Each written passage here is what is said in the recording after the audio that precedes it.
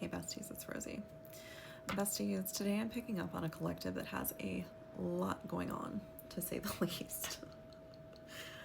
I have 3 different decks in use right now, and they're all kind of coming together to tell a story.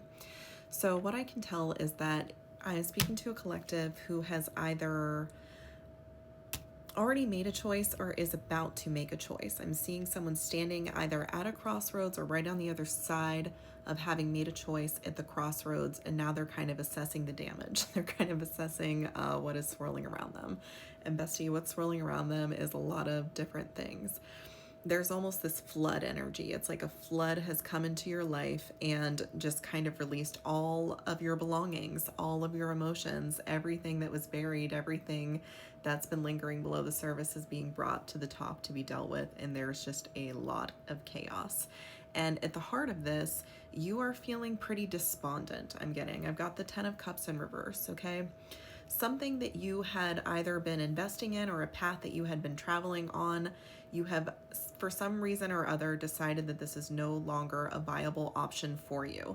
Maybe this choice was made for you by another person's choice, or you've simply surveyed what you're looking at and realize that you don't want to continue in this direction anymore.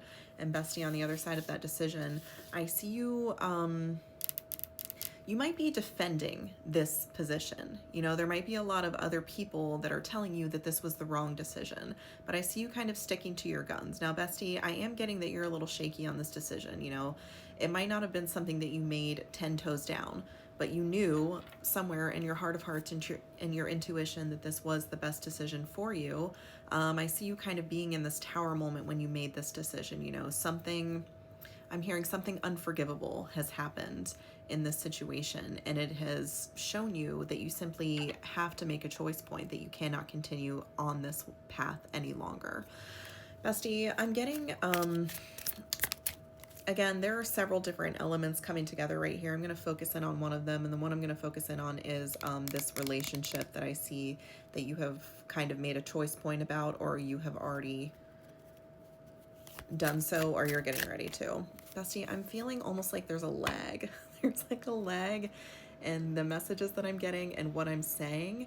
It's almost like a printer is running out of ink. That's what I'm getting. And let's see why that is. Spirit, what's with the printer running out of ink? Okay, bestie. Very clear message here.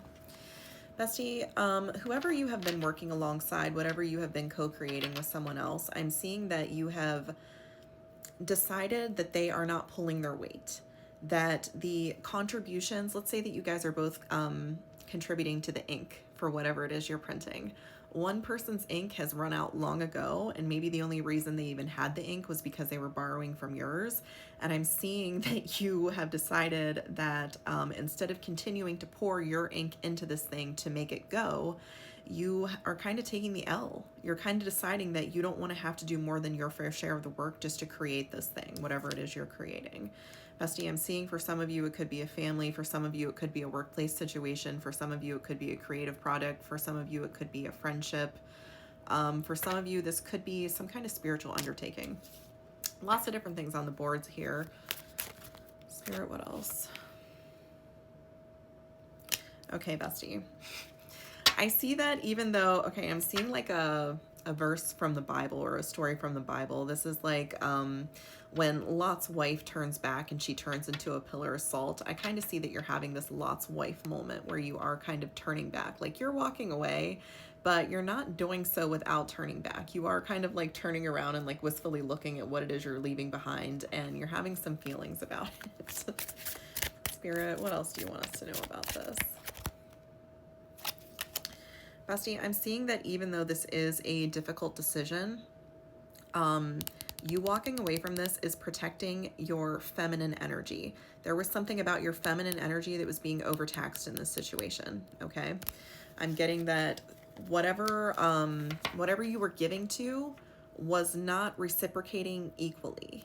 And that might have confused you for a while, because for a while you might not have been able to really see that, or you could have found yourself in a sunk cost fallacy. You know, maybe this thing gave to you sparingly, occasionally. Maybe sometimes it, you know, poured onto you. But this wasn't a consistent flow of energy. And I am also kind of getting the message that maybe you started picking up on, one, like a breadcrumbing energy, and two, the, you know, when someone hasn't fully mastered their feminine energy, and whatever they're giving to you, they do so with the expectation of it being immediately returned. They're expecting like some kind of instant gratification or return on investment for whatever it is they're giving to you. And if that does not occur, they no longer are able to give.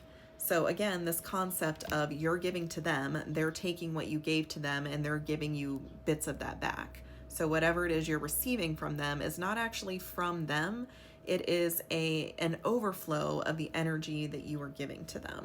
So bestie, I'm kind of seeing that you're picking up on this finally. You're kind of maybe looking into this flow of energy and realizing that it very closely resembles your own. And maybe it looks like a version of your energy that's actually kind of distorted because somebody has taken your energy, gobbled it up, you know, spit out the excess and gave that back to you. And you're like, I don't know. So bestie, I'm seeing you thinking about new streams of energy, for lack of a better word. I pulled the Ace of Wands. So you are like, all right, I clearly have energy to give. And whatever this thing is that I've been giving to, I'm not really getting the return on investment that I want. So how can I take this little flame that I have and invest it in something or put it towards something that is going to yield the results that I want? Okay, bestie, I'm getting a very interesting message here. Okay, bestie. I'm seeing that somebody that you have been giving to is not only being very greedy with your energy, but they are doing something devilish with it. They're doing something that you would not co-sign your energy being used for. And I'm also seeing that this person might appear to you as someone who loves you. I'm getting the Lovers and the Five of Swords. But this person is actually a pretty big backstabber. There is something that they are doing behind the scenes that if you found out about it, you would see them in a totally new light. Bestie, I don't know if you found out about the situation or maybe you just have an intuition, not getting very many cards about what it actually is. But I am getting this energy from you that maybe you just sense this on them. Maybe you just sense that everything isn't really on the up and up.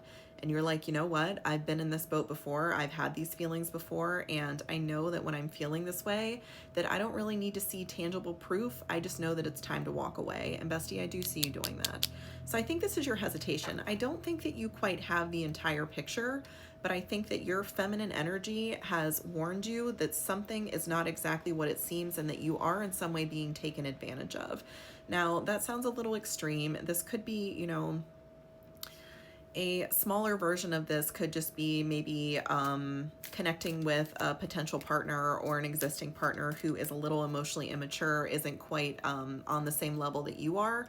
And so maybe every time you interact with them, you feel just like a little bit drained, a little bit tired. Like this doesn't have to be someone like completely taking advantage of you, but I am seeing for some of you it is. This could be a situation that has gone on for a while now where it's been such a slow leak that you haven't realized how much energy you've been losing because it's gone over such a long period of time that kind of flew under the radar until now. But bestie, I do see you walking away from this. I do see you having some kind of intuition and resolve to leave this behind.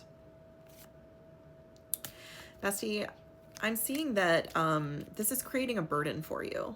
You're moving in a direction that you necessarily didn't want to, but you have kind of decided that instead of the 10 of Wands, I would rather have the 9 of Wands.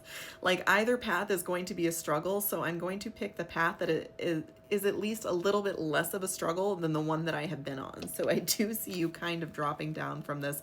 You're at least setting one wand down. Now you've got all these other ones, you know. Maybe this is somebody who was at least doing something, bringing something of value to your life, but whatever contribution they were making, I'm seeing that it wasn't really worth the effort. I'm getting the old adage, oh,